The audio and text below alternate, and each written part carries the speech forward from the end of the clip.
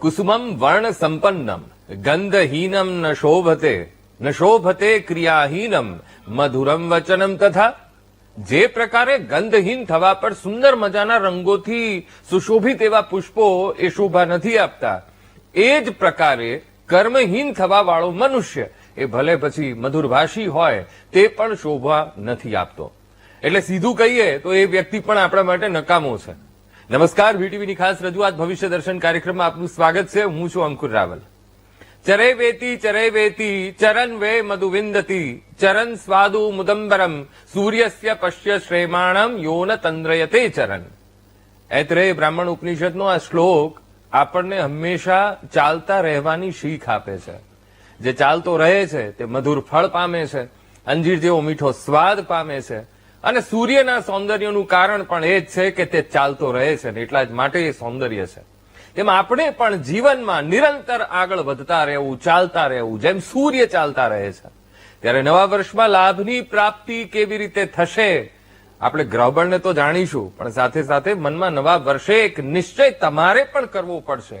નવા સંકલ્પો તમારે પણ ધારણ કરવા પડશે, ઉદ્યમી બનવું પડશે, યોગ્ય દિશાને ઓળખવી પડશે, એ દિશામાં પ્રયત્ન તો તમારે કરવા જ પડશે.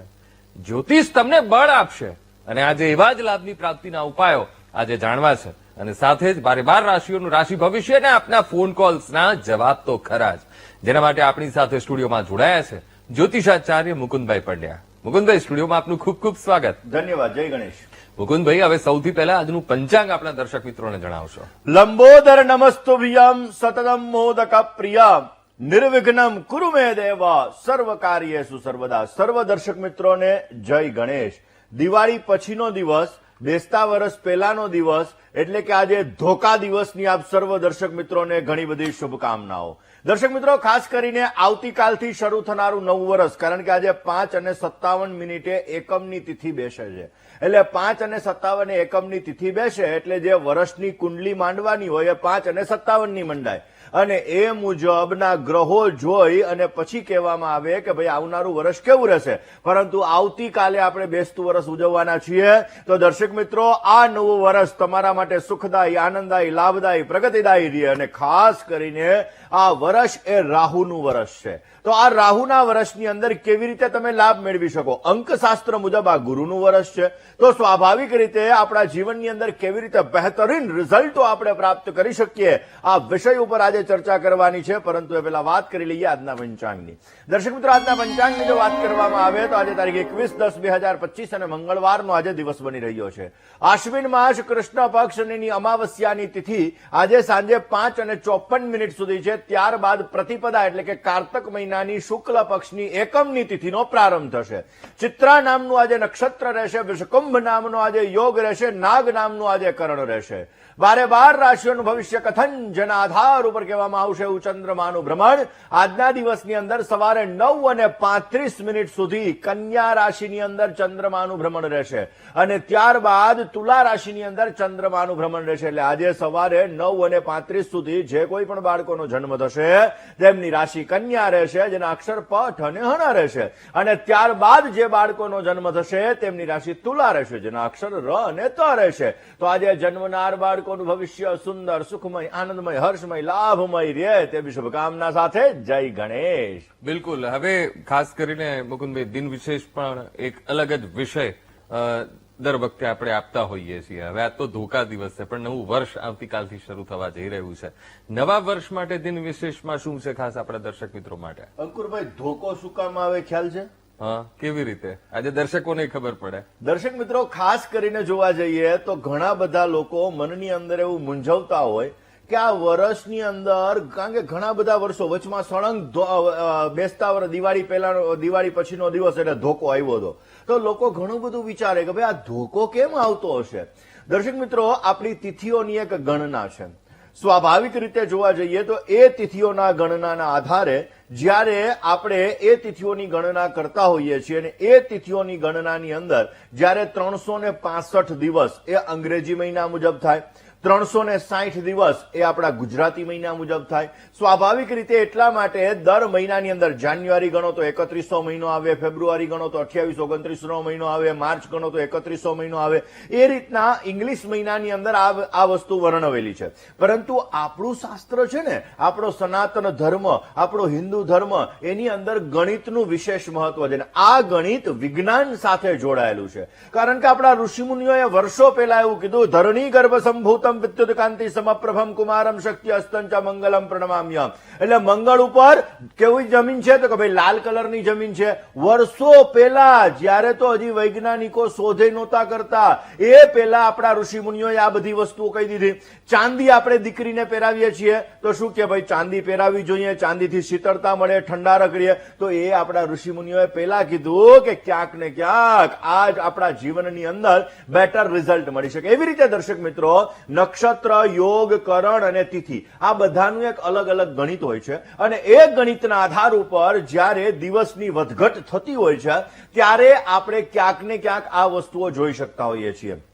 વર્ષની અંદર જ્યારે આ તિથિ ગણનાની અંદર જ્યારે ફેરફારો આવે ત્યારે ક્યાંક ને ક્યાંક આ દિવસની વધઘટ થાય, ત્યારે આપણે તિથિની વધઘટ જે થાય ત્યારે ક્યાંક ને ક્યાંક દિવાળી પછીનો દિવસ આ ધોકા તરીકે આપણે જોતા હોઈએ છીએ. હવે દર્શક મિત્રો, આજે સાંજે 5:51 એકમ બેસે તો આપણે તો એવું કહેવાય કે અસતો માં સદગમય તમસો માં જ્યોતિર્ગમય. આપણે તો અંધારાથી અજવાળા તરફ જવા વાળા લોકો છીએ. અને એટલા માટે સૂર્યોદયની જે તિથિ હોય, ઉદિત તિથિ હોય, એ દિવસથી આપણે દિવસની શરૂઆત કરતા હોઈએ. અને એટલા માટે આવતીકાલથી આપણે નવું વર્ષ ઉજવવાના.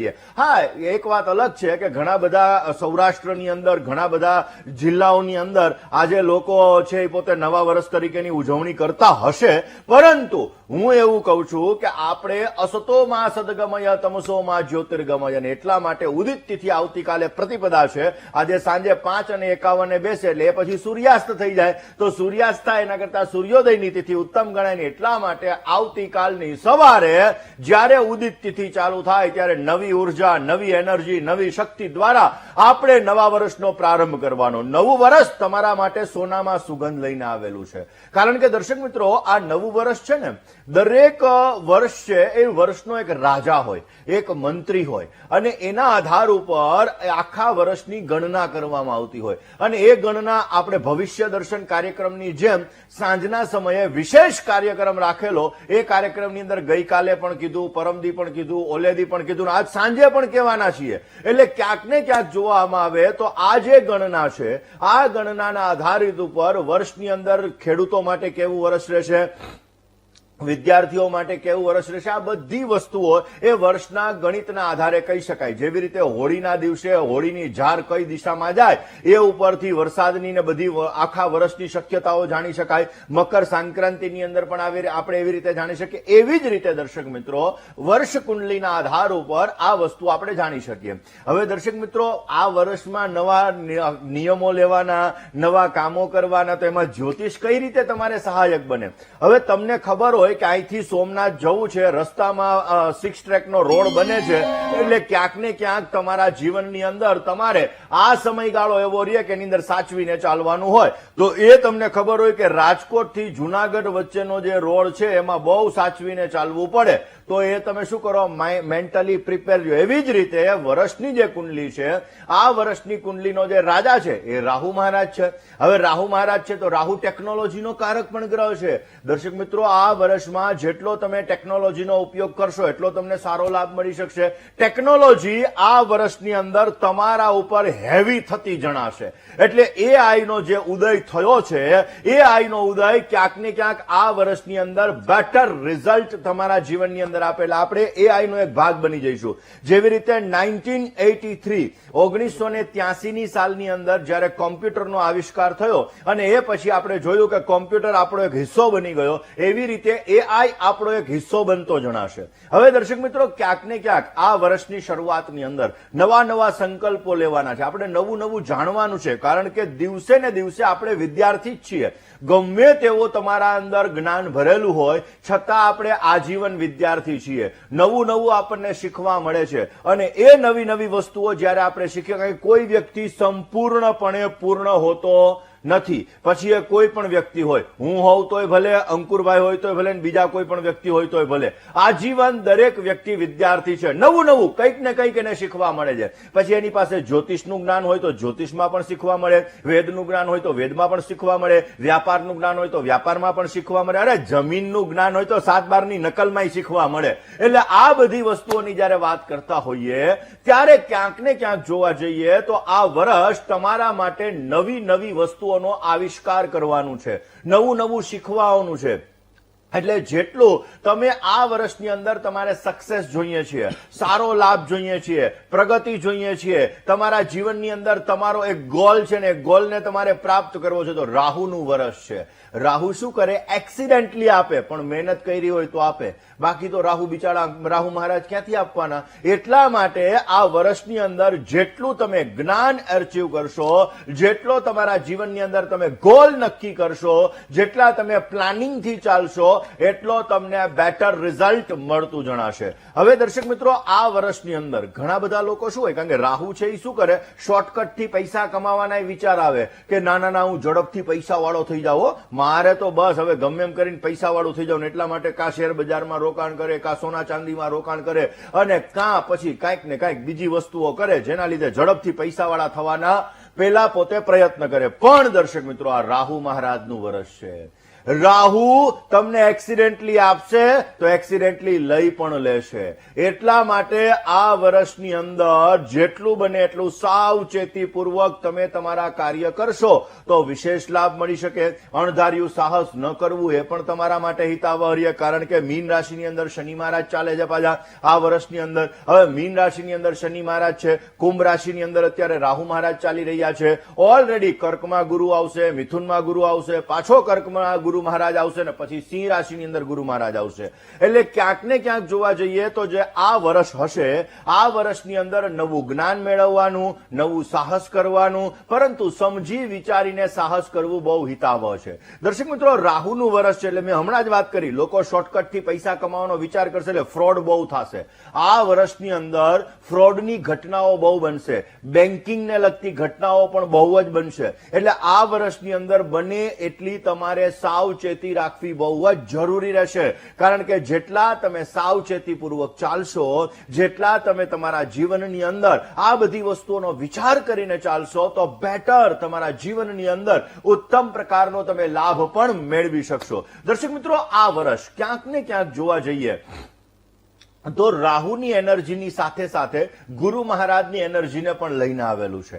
એટલે આ વર્ષની અંદર આપણે જોઈશું કે લોકો ધાર્મિકતા તરફ વળતા જણાશે, પરંતુ જે લોકો ધાર્મિકતાના નામે ક્યાંક ને ક્યાંક અમુક વસ્તુઓ ખોટી કરી રહ્યા છે, આવા લોકો બહાર આવતા જણાશે. એટલે આ વર્ષની અંદર સારું પણ થશે અને ક્યાંક ને ક્યાંક ખરાબ પણ થશે. ગઈકાલે આપણે વાત કરી જ હતી કે ભાઈ રાજકારણ માટે કેવું આ વર્ષ રહેશે, નાના માટે કેવું વર્ષ રહેશે, આ બધી ચર્ચા આપણે ગઈકાલે કરી. પણ દર્શક મિત્રો, રાહુ મહારાજનું વર્ષ છે એટલે આ વર્ષની અંદર બને એટલો ટેકનોલોજીની અંદર શીખવાનો પ્રયત્ન કરજો. કારણ કે રાહુ જ્યારે રાહુ મહારાજનું વર્ષ હોય છે, જ્યારે રાહુ અમુક નક્ષત્રની અંદર બિરાજમાન હોય છે, ત્યારે ટેકનોલોજીનો આવિષ્કાર થાય. જ્યારે કોમ્પ્યુટર યુગની શરૂઆત થઈ ને ત્યારે આવી જ વસ્તુ હતી. અને એટલા માટે દર્શક મિત્રો, આ વર્ષ ક્યાંક ને ક્યાંક બહુ જ મહત્વનું છે. એઆઈ આપણા ઉપર વધારે હેવી ન થાય, કારણ કે એઆઈ નો સદુપયોગ છે ને દુરુપયોગ છે. કારણ કે મેં ઘણા બધા વિડીયોઝની અંદર એવું જોયું કે તમારો પોતાનો વોઇસ છે, એઆઈ એ વોઇસ દ્વારા સામેવાળા વ્યક્તિને પોતે એમ કે ભાઈ હું ફલાણા ભાઈ બોલું છું એના જ અવાજની અંદર, અને ક્યાંક ને ક્યાંક પૈસાને લગતી સમસ્યા, એટલે ફ્રોડનું પ્રમાણ વધી શકે. માટે તમારે ધ્યાન રાખવું બહુ જરૂરી છે. જય ગણેશ. બિલકુલ મુકુંદભાઈ, વાત આ નૂતન વર્ષની કરીએ છીએ. નૂતન વર્ષ એટલે કે વિક્રમ સંવત 2082 નું વર્ષ રાહુની એનર્જીને લઈને આવેલું છે. એટલે આ સમયની અંદર તમે જોજો, રાહુ છે માયાવી ગ્રહ છે, માયા લગાડી દે. પેલા સારું દેખાય અને પછી ક્યાંક ને ક્યાંક એમાં સમસ્યાઓનું સર્જન થાય. રાહુનું પાછું કામ કેવું? દેખાડવાના અલગ અને ચાવવાના અલગ. એટલે આ વર્ષની અંદર કોઈ ઉપર આંધળો વિશ્વાસ ન કરવો એ પણ તમારા માટે લાભદાયી રહેશે. ઓચિંતાનો ગુસ્સો આવી શકે એટલે તમારા ક્રોધ ઉપર, ગુસ્સા ઉપર આ વર્ષમાં કાબુ રાખજો, અવશ્ય લાભ મળી શકશે. ને રાહુ એ એકલતાનો અનુભવ કરાવડાવે. બની શકે એટલા સંયુક્ત રહેજો, પરિવારની અંદર રહેજો, વિશેષ લાભ મળી શકશે. જય ગણેશ. બિલકુલ મુકુંદભાઈ, એક કોલર આપણી સાથે જોડાયા છે, એમની સાથે આપણે વાત કરી લઈએ. હેલો. હેલો. હા મુકુંદ. જય ગણેશ. જય ગણેશ. હાજી. મારું નામ દર્શના. હા. 16/9/2008. સમય 7:30 સવારે. 7:30 સવારે. જન્મનું સ્થળ? કેશોદ તાલુકાનું અજાદ. ઓકે, શું પ્રશ્ન હતો? અત્યારે હું BA માં છું, તો સેમ 1 માં છું. તો આગળ મારું ભવિષ્ય કેવું રહેશે ને કઈ લાઈન લેવી જોઈએ? સરકારી નોકરીના યોગ છે કે નહીં? અત્યારે તમે શું કરો છો? BA કરો છો? હા, BA કરું છું. આગળનું ભવિષ્ય કેવું રહેશે અને કઈ લાઈન લેવી જોઈએ? ચલો હવે જન્માક્ષરની વાત સરકારી કરીએ. નોકરીના યોગ છે કે નહીં? ચાલો હવે જન્માક્ષરની વાત કરી લઈએ. મંગળ, શુક્ર અને બુધ 3 ગ્રહો સાથે બિરાજમાન છે. કન્યા રાશિની અંદર બુધ મહારાજ છે. સાયન્ટિફિકલી રીઝન દ્વારા વસ્તુ ઉપર વિશ્વાસ બેસે, બાકી તમને ભરોસો ઓછો બેસે છે. બીજા નંબરની અંદર બુધ તમારો સ્વગૃહી છે. વાણી ઉપર તમારો પ્રભાવ સારો છે, પરંતુ મંગળની સાથે છે, એટલે અમુક સમયાંતરે વાણીના લીધે કામકાજમાં પણ સમસ્યાઓનું સર્જન થાય. સૂર્ય સ્વગૃહી છે. સરકાર તરફથી લાભ છે. ગવર્મેન્ટ જોબ માટે પ્રયત્ન કરો તો લાભ મળી શકે, પણ સૂર્ય શનિનો સંઘર્ષ યોગ છે, જે બહુ જ મહેનત કરાવે, એન્ડ મુમેન્ટ ઉપર સમસ્યાઓનું સર્જન કરાવડાવે. ગવર્મેન્ટ જોબ માટે પ્રયત્ન કરજો, ભગવત કૃપાથી તમને સારો લાભ મળી શકે. ગુરુ તમારો સ્વગૃહી છે. ગ્રહણ શક્તિ તમારી સારી છે. મેનેજમેન્ટ પાવર તમારો સારો છે. બની શકે તો રોજ મંગળવારના દિવસે મસૂરની દાળ પરિશ્રમ કરતા હોય એવા વ્યક્તિને આપો, બેટર રિઝલ્ટ મળી શકે. સૂર્ય શનિના સંઘર્ષ યોગની પૂજાને સાથે 5મે રાહુ એટલે કે નાગદોષની પૂજા કોઈ પણ ભૂદેવ પાસે અવશ્ય કરાવજો. વિશેષ માત્રામાં તમને સફળતા મળશે, સારો લાભ મળતો જણાશે. જય ગણેશ. બિલકુલ. આ વર્ષ મેં વાત શરૂઆતમાં જ કરી એમ પિંગલ નામનું વર્ષ એ રાહુ મહારાજનું વર્ષ છે. ચૈત્રી જે શક સંવત ચાલુ થશે એ કેતુ મહારાજનું વર્ષ છે. એટલે એવું કહી શકાય કે રાહુ અને કેતુની એનર્જી એ બંનેની એનર્જી ઓપોઝિટ છે. કારણ કે રાહુ આપણા જીવનની અંદર માયા અર્પણ કરાવે તો કેતુ આધ્યાત્મિકતા અર્પણ કરાવે. એટલે આ વર્ષની અંદર આપણે જોઈશું કે આ વર્ષની અંદર ક્યાંક ને ક્યાંક લોકો છે એમના અમુક સમયાંતરે લેઝીનેસ પણ ક્રિએટ થતી જણાશે.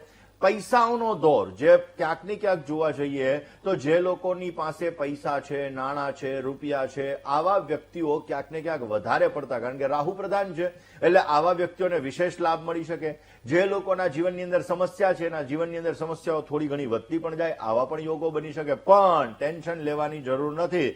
ભારતની કુંડલી મુજબ તો વિશેષ લાભ મળવાના જ છે. આ વર્ષની અંદર કયા ઉપાયો તમારે કરવા જોઈએ રોજને માટે કે જેથી તમને બેટર રિઝલ્ટ મળે, આ વિષય ઉપર આગળ આપણે ચર્ચા કરતા રહીશું. જય ગણેશ. દર્શક મિત્રો, વાત કરીએ શનિ ચંદ્રનો વિષયોગ. ઓલરેડી જોવા જઈએ તો તમારા પહેલા ખાસ કરીને શનિ સપ્તમ સ્થાનમાં છે, ચંદ્ર મહારાજ પહેલા સ્થાનની અંદર છે, જેના લીધે મગજ ગરમ કરાવડાવે, ગુસ્સાનું પ્રમાણ વધારે, અમુક સમયે મેન્ટલી ડિસ્ટર્બન્સ કરે. હવે ઘણી વાર અમે કહીએ છીએ ભવિષ્ય દર્શનમાં કે 7મે શનિ હોય, 7મે રાહુ હોય, 7મે કેતુ હોય તો લગ્ન થવામાં અને થયા પછી ટકવામાં સમસ્યા થાય. અને 7મે શનિ મહારાજ છે, જેના લીધે લગ્ન જીવનની અંદર સમસ્યાઓનું સર્જન કરાવડાવે, લગ્ન થવામાં થયા પછી ટકવામાં પણ પ્રોબ્લેમ કરાવે. શનિ મહામંડળ પૂજા અને ગુરુ રાહુના વિપ્ર ચાંડાલ યોગની પૂજા અને સાથે સાથે દ્રષ્ટિ દ્વારા થતા શનિ કેતુના શ્રાપિત દોષ અને વિષયોગની પૂજા કોઈ પણ ભૂદેવ પાસે વિશેષ કરાવી લેજો, જેથી લગ્ન જીવનનું સુખ સારું મળે, ગુસ્સાની અંદર લાભ મળે, મેન્ટલી ડિસ્ટર્બન્સની અંદર ફાયદો મળે, ભાગ્યનો સહકાર મળે અને અવશ્ય એને સારો લાભ મળતો જણાય. ગુરુનો ઓરિજિનલ પોખરાજ પહેલી આંગળીની અંદર 5.5 કેરેટનો ધારણ કરાવવાથી વિશેષ એમને લાભ મળી શકશે. કર્ક રાશિ, તુલા રાશિ, કુંભ રાશિ અને વૃષભ રાશિ, આ 4 રાશિ સાથેની લેણાદેણી બહુ જ સારી બની રહી છે. જય ગણેશ. બિલકુલ. હવે